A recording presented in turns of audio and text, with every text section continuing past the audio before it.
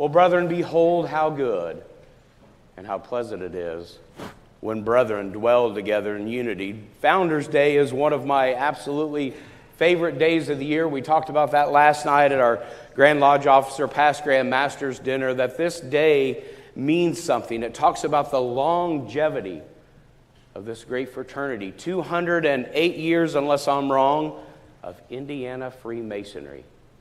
208 years. What organization, what group, what a legacy of 208 years when the men traveled to southern Indiana, lodges from Ohio and from Kentucky joined together this Grand Lodge that still exists today. Now, it's ebbed and flowed, just like life. We hear of that in the entered apprentice degree, that life ebbs and flows. Our fraternity ebbs and flows, and we've seen years of ebbing.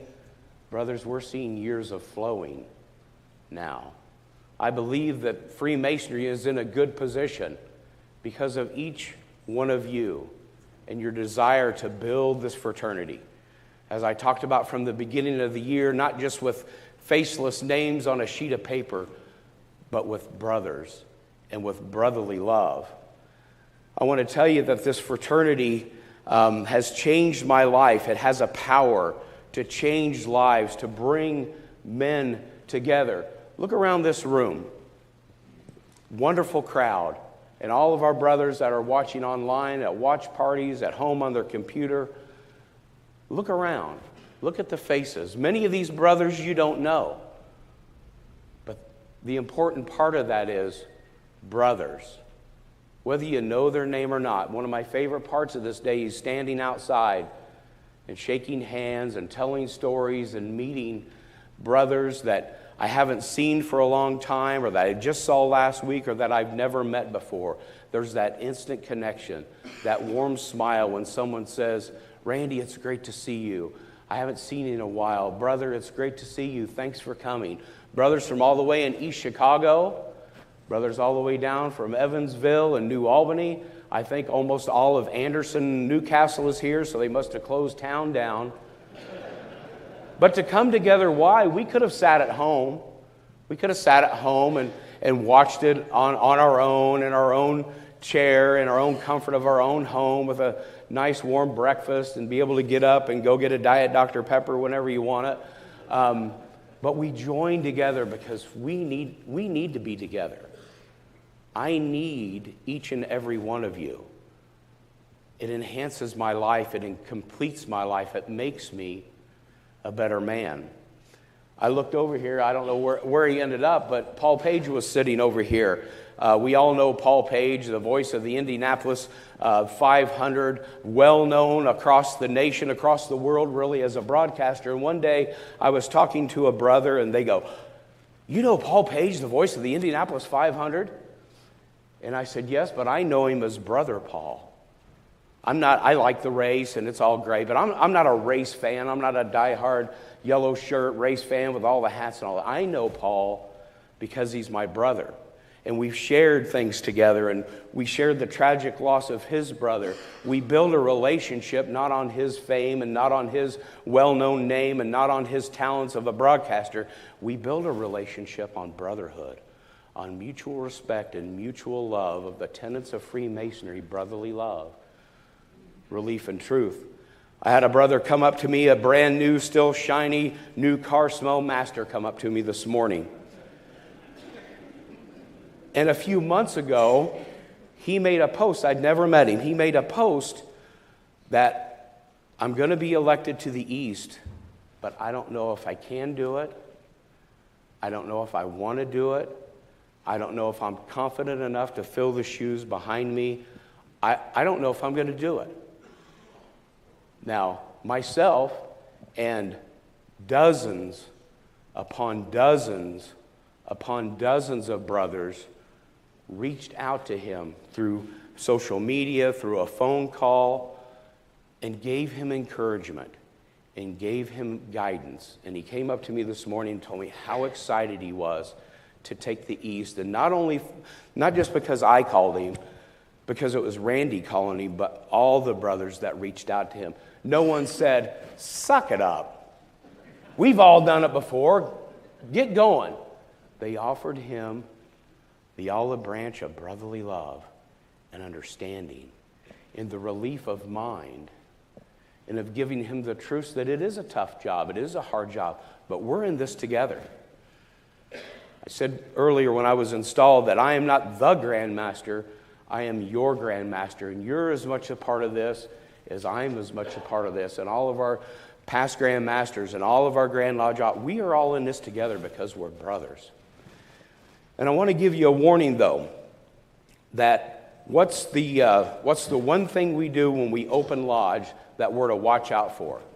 To ward off the approach of what?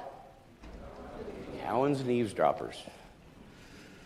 Or sometimes I've heard it in the South, cow herders and eve hangers. But Cowens. What's a Cowan? A Cowan is a stone builder, a mason, that builds without cement. That's what a Cowan is. I did a little research. What does cement do? Binds, it unifies. It unifies. It binds us together. Beware the Cowan, because they're out there, unfortunately, creating dissension, not following our tenets, problem solving. I've gotten a lot of calls that, hey, we got a problem, this brother, things aren't going together. Beware the Cowan. Our first and foremost task as Freemasons is to bind each other with brotherly love. So important. Binding ourselves with brotherly love.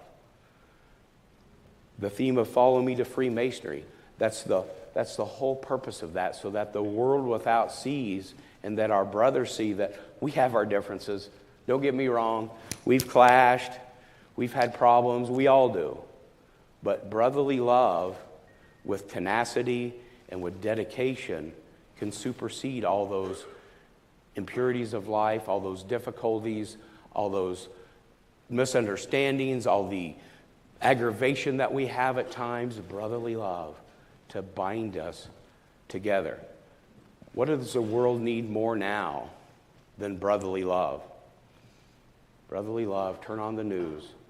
People shooting each other just the other day, honked the horn, road rage, lady lost her life, honking a horn. We need brotherly love. We are in the position to be the standard bearers of brotherly love, of understanding. Look at the faces around here. Old and young, black and white, and every different religion you can think of. But we're here together because we love each other. This is a wonderful fraternity. Beyond being a fraternity, Freemasonry is a way of life. Freemasonry is a way of leading your life. 28 years ago, when I made that commitment, if you've heard the Psalms presentation, I learned very quickly the importance of brotherly love. The Psalm 133 stuck in my mind. Behold how good and how pleasant it is when brethren dwell together in unity. That has always stuck with me. And again, there are problems. There's aggravations. We have to work through those. We rise above those. It takes time. Some things sometimes never get resolved, but it takes time. The first person we have to look at in a problem is, what part do I play in this problem? What part do I play? It's a hard look sometimes. We're taught to whisper good counsel in the ear of a brother. Oh my gosh, that's tough. It's tough. It's tough when you're the one getting whispered to. It is. I've had it. It's tough. It's tough to hear it. But as a Mason, you have to open your ears and not fly right to the conclusion. Well, but what about this, and what about this, and what about this? Think about, what part do I play in this? But what's the harder part? Is being the whisperer. Oh, that's hard. To go to a brother that you love, that you respect, that you would do anything in the world for, and you see him start to materially err, you see him to start being unmasonic, or you see actions that aren't in holding with his faith and his family and with his fraternity, and you have to go, God, who's going to talk to him? Well, I don't want him to be mad at me. I don't want him to think I'm telling him what he ought to be doing.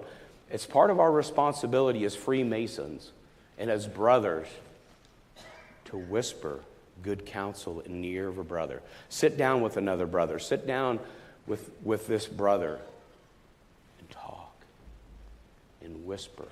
Too often times it's easy to sit outside and have a snack, have a Diet Dr. Pepper, take a puff of a pipe or a cigarette and say, well, by God, that guy, I'll tell you what now, I don't know what he's going to do, but I'm about tired. Who's going to talk to him?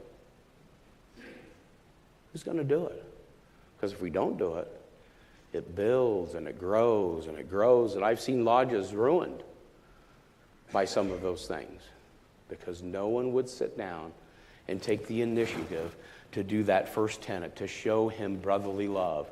It's a loving thing to talk to the Cowan that's not spreading the cement of brotherly love. Being a Freemason's a responsibility.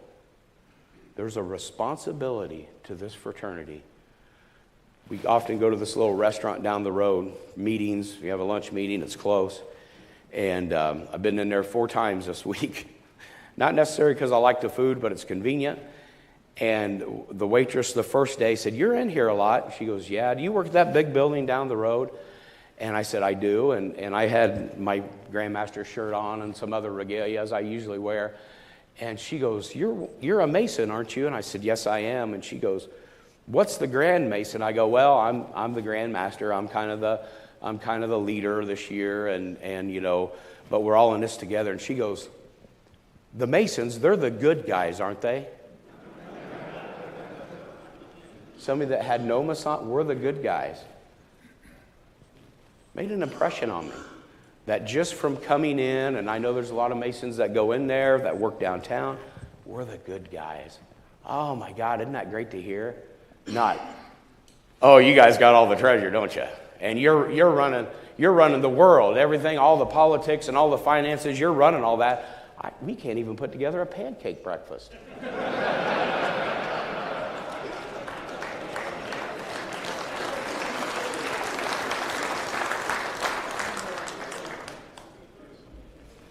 But we're the good guys. We're the good guys. We're not perfect. Oh, Lord, I'm not perfect. My tide has ebbed and flowed numerous times, but Freemasonry has been a constant in my life. The 3 F's: faith, family, Freemasonry. We're the good guys. Brothers, watch out for the Cowans. Spread the cement of brotherly love. That's been my calling. That's been my message. And that's the first thing I do when I look in the mirror, when I've made a mistake, when I've grumbled at somebody, when I haven't been the kind of man that I want to be. I look at myself and I think, be the good guy. My brothers, I am so proud to be your brother. The Grand Master. It's great. I love it. I travel anyway. But to be your brother, to look across all the faces that I see and all the different brothers that I know and all the different brothers that I've met and all the brothers that I haven't met yet, I am proud to be your brother. And I am certainly proud to be one of the good guys. My brothers, thank you very much. Enjoy your day.